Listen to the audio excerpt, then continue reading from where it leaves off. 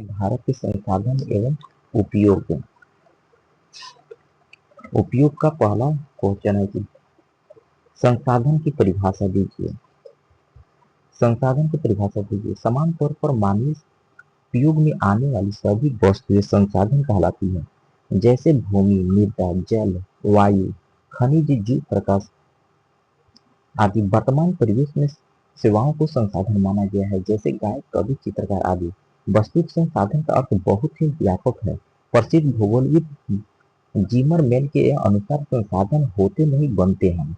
दूसरा क्वेश्चन है कि संभावी एवं संचित को संसाधन में अंतर स्पष्ट कीजिए। संभावी संसाधन वैसा संसाधन जो किसी क्षेत्र विशेष में मौजूद होते हैं, जिसे उपयोग में लाए जाने की संभावना रहती है तथा जिसका उपयोग अभी तक नहीं किया गया है, उसे संभावी संसाधन कहते हैं। जैसे हिमालय क्षेत्र के खनिज अधिक खनिज गहराई में होने के कारण दुर्गम है। संचित को संसाधन वास्तव में ऐसे संसाधन संभावित संसाधन के अंश हैं जिसे उपलब्ध तकनीकी के आधार पर उपयोग में लाया जा सकता है, किंतु इनका उपयोग प्रारंभ नहीं हुआ है। जैसे नदी के का जल भविष्य में जल विद्युत के रूप में उपयोग हो सकता है। तीसरा क्वेश्चन है कि संसाधन संरक्षण की उपयोगिता पर प्रकाश डालें। सभ्यता एवं संस्कृति के विकास में संसाधन की अहम भूमिका होती है, किंतु संसाधन का अविवेकपूर्ण या अतिशय उपयोग विधि, सामाजिक, आर्थिक, सांस्कृतिक एवं पर्यावरणीय समस्याओं को जन्म देती है। इन समस्याओं को संसाधन हेतु विभिन्न स्तरों को संरक्षण की आवश्यकता होती है। चौथा क्वेश्चन है कि संसाधन निर्माण में तकनीकी की क्या भूमिका है, स्पष्ट करें। संसाधन निर्माण में तकनीकी की भूमिका अत्यंत महत्वपूर्ण है।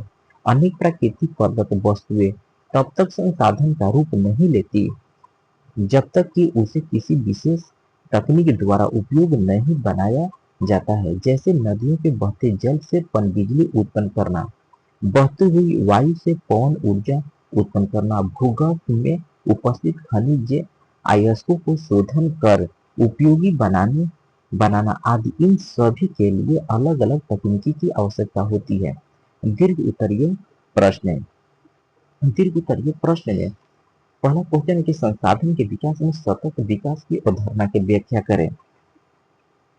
संसाधन मनुष्य के जीवन की आधार है। जीवन की गुणवत्ता बनाए रखने के लिए संसाधन की सतत विकास की अवधारणा है। संसाधन प्राकृतिक प्रदत्त उपहार है। इस संरक्षण के कारण मानव ने इनका ध्यानाधून दोहन किया है, जिसके कारण पर्यावरणीय समस्या उत्पन्न हुई है। व्यक्ति की लालच लिप्सा ने संसाधनों का तीव्रतम दोहन कर संसाधनों का भंडारण में चिंतनीय ह्रास ला दिया है। संसाधन का केंद्रीकरण खास लोगों को हाथों में आने से संसाधन दो स्पष्ट भागों संपन्न और विपन्न में बट गया है। संपन्न लोग द्वारा स्वार्थ वंशीभूत होकर संसाधनों का विवेकपूर्ण दोहन किया गया, जिसमें विश्व परिस्थिति में घोर संकट की स्थिति उत्पन्न हो गई है, जैसे भूमंडलीय तापन, ओजोन और क्षय, पर्यावरण प्रदूषण, अम्ल वर्षा आदि। स्वामित्व के आधार पर संसाधन के विभिन्न स्वरूपों का वर्णन करें। स्वामित्व के आधार पर संसाधन चार प्रकार के होते हैं। व्यक्तिगत संसाधन ऐसा संसाधन किसी खास व्यक्ति के अधिकार क्षेत्र में होते हैं, जिसके बदले में वे सरकार को लगान भी चुकाते हैं, जैसा भूखंड, घर, अन्य जायदाद। सामुदायिक संसाधन ऐसा संसाधन किसी खास समुदाय के अधिपत्य में होते हैं, जिनका उपयोग समूह के लिए सुलभ होते हैं। गांवों में चारण भूमि, शमशान, मंदिर, मस्जिद, परिसर, सामुदायिक भवन, तालाब आदि। नगरीय क्षेत्र में इस प्रकार के संसाधन के सार्वजनिक पार्क, पिकनिक स्थल, खेल मैदान, गुरुद्वार एवं गिरजाघर आदि। राष्ट्रीय संसाधन कानूनी तौर पर देश या राष्ट्र के अंतर्गत सभी उपलब्ध संसाधन राष्ट्रीय है। देश की सरकार के विधानिक हक है कि वे व्यक्तिगत संसाधनों अधिग्रहण आम जनता के हित में कर सकती है। अंतर्राष्ट्रीय संसाधन ऐसे संसाधन का नियंत्रण अंतर्राष्ट्रीय संस्था करती है। तट रेखा से 200 nm दूरी महासागरीय संसाधन पर किसी देश का आधिपत्य नहीं होता है। जैसे संसाधनों का उपयोग अंतर्राष्ट्रीय संसाधनों की सहमति से होती सहमति से किसी राष्ट्र द्वारा किया जा सकता है। प्राकृतिक संसाधन का लघुत्तरीय प्रश्न है। जलोढ़ मृदा का विस्तार वाले राज्यों के नाम बताएं। इस मृदा में कौन कौन सी फसल लगाई जा सकती है? जलोढ़ मिट्टी के विस्तार वाले राज्यों का नाम बिहार, उत्तर प्रदेश, राजस्थान, गुजरात, तमिलनाडु, कर्नाटक, असम, बंगाल आदि राज्यों में जलोढ़ मिट्टी के विस्तार है। इस मृदा में गन्ना, चावल, गेहूं, मक्का, दलहन आदि फसल उगाई जाती है।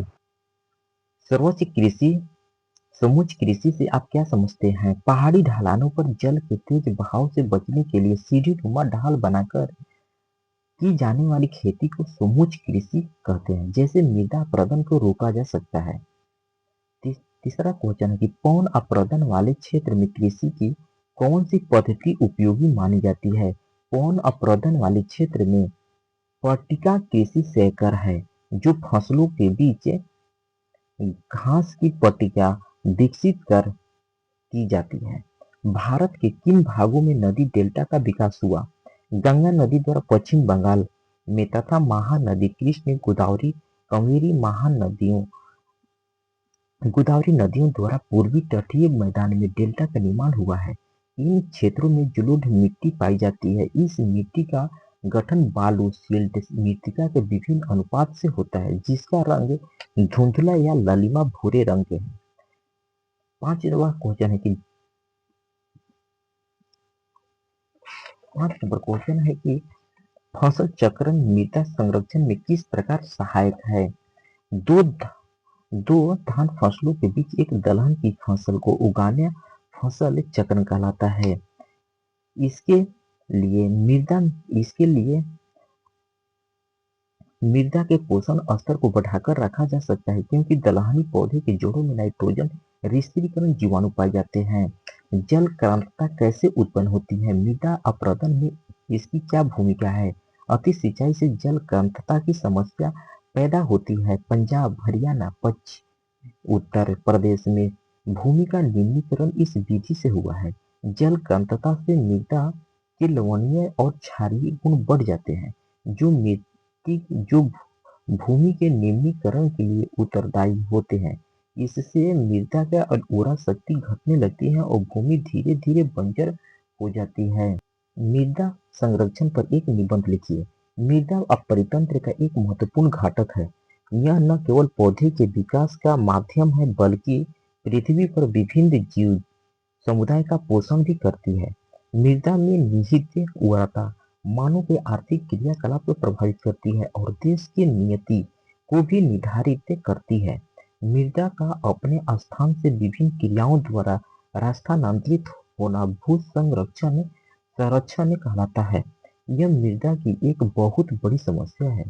मृदा का क्षरण कई कारणों जैसे वायु और जल के तेज बहाव से, जल कांतता से, अति पशु चरण से, खनन, रसायनों का अत्यधिक उपयोग जैसे मानवीय अनुक्रिया द्वारा होता है। वृक्षारोपण, पट्टिका कृषि, फसल चक्रण, समूच कृषि अत्यधिक द्वारा भू क्षरण की रोकना मृदा संरक्षण का मुख्य तरीका है।